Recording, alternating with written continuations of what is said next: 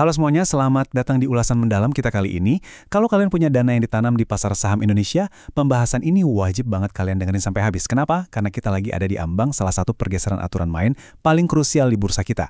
Ulasan ini bukan sekedar info tambahan biasa, tapi ini langkah darurat buat ngelindungin aset kalian.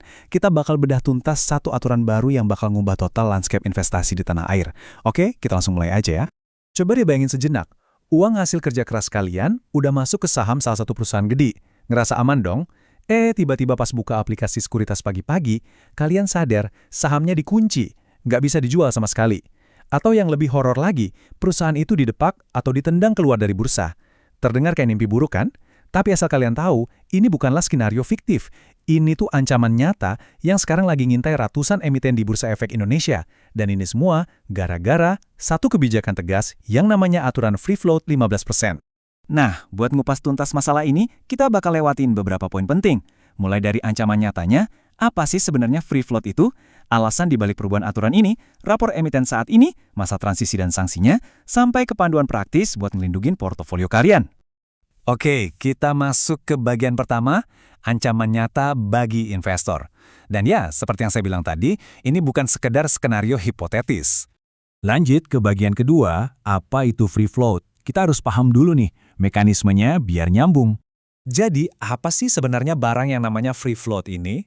Gampangnya gini, free float itu persentase dari total saham sebuah perusahaan yang benar-benar beredar bebas dan bisa kita jual beliin tiap hari di publik. Saham-saham ini nggak dikunci di dalam berangkas sama pendirinya, pemilik mayoritas, ataupun pemerintah. Terus, kenapa ini penting banget? Ya, karena makin besar persentase free float-nya, makin banyak saham yang muter dan pindah tangan di pasar. Ini bakal nyiptain likuiditas yang tinggi, yang artinya kalian gampang banget kalau mau beli atau jual kapan aja. Pasar yang liquid, itu identik dengan pasar yang sehat. Setuju ya? Nah, sekarang coba perhatiin angka ini. 7,5%. Selama ini, bursa kita tuh jalan pakai aturan minimal free float yang kecil banget. Ya, cuma 7,5% ini. Bayangin aja, dari 100 lembar saham yang ada, cuma 7 atau 8 lembar aja yang wajib beredar di tangan publik. Dikit banget kan? Nah, karena barangnya langka, harganya jadi rentan banget diombang-ambingkan dan seringkali nggak mencerminkan nilai asli dari perusahaannya. Tapi tunggu dulu, ini dia kejutan besarnya. Aturan baru dari otoritas kita, sekarang secara agresif melipat gandakan batas minimal tadi jadi 15%. Wah, ini sih bukan cuma penyesuaian kecil-kecilan ya, ini benar-benar perombakan masif. Bursa kayak lagi ngirim pesan tegas banget nih, kalau era saham seret yang cuma dikuasai segelintir pihak, tuh harus segera berakhir. Kita masuk ke bagian ketiga. Kenapa sih aturannya harus berubah? Apa faktor pendorong di balik kebijakan baru ini? Sebenarnya ada dua dorongan utama di sini. Pertama, ada tekanan internasional dari MSCI atau Morgan Stanley Capital International. Buat kalian yang belum familiar, MSCI ini semacam kompas global buat dana-dana investasi raksasa di seluruh dunia. Jadi, begitu MSCI mulai nanya-nanya dan mempertanyakan kualitas transparansi bursa kita, wajar aja kalau bursa langsung gerak cepat naikin standar. Terus yang kedua, pastinya kebutuhan mendesak dari dalam negeri.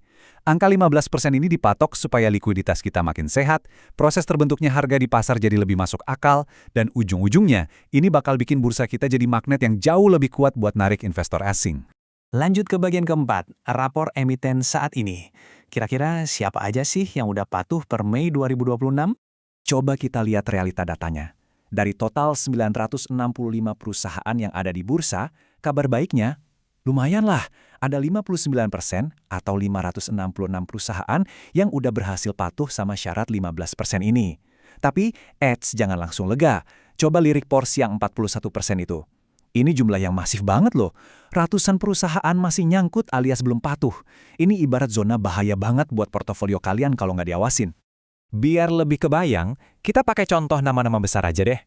Di sisi kiri, kita punya contoh murid teladan nih, kayak DSSA dan DCII yang free float-nya udah nyaris nyentuh 20%. Aman sentosa. Tapi, coba lihat sisi kanan.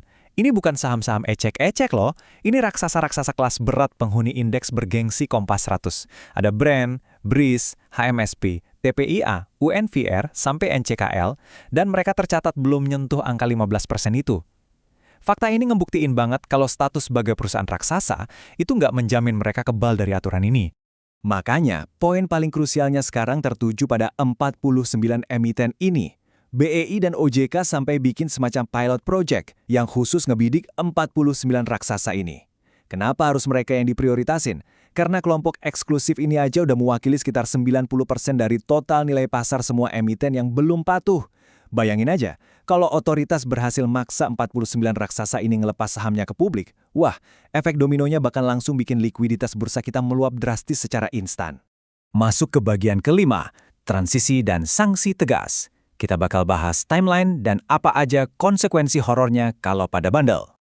Tenang, bursa nggak langsung main tebas kok. Ada waktu bernafas antara 1-3 tahun. Patokannya itu ukuran kapitalisasi pasar, dipisah di angka 5 triliun rupiah.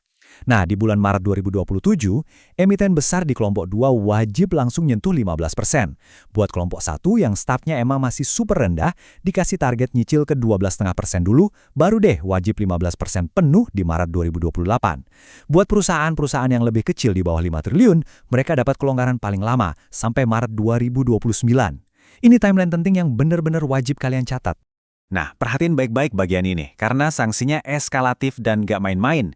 Kalau batas waktunya habis dan emiten masih ngeyel, otoritas bakal mulai dari langkah 1, peringatan tertulis resmi. Masih dicuekin, masuk langkah 2, denda sampai 50 juta rupiah. Masih keras kepala juga? Nah ini dia, langkah 3, suspensi. Sahamnya dibekukan di semua pasar, kalian bener-bener nggak bisa jual atau beli. Dan kalau teguran keras ini juga nggak mempan, hukuman pamungkasnya ada di langkah 4, delisting. Perusahaan ditendang keluar dari bursa dan dipaksa borong balik saham dari investor. Ini bener-bener kartu merah permanen.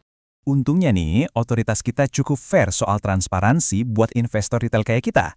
Kalian nggak perlu pusing-pusing nebak saham mana yang lagi dalam bahaya. OJK dan BEI udah nerapin sistem notasi khusus atau flagging.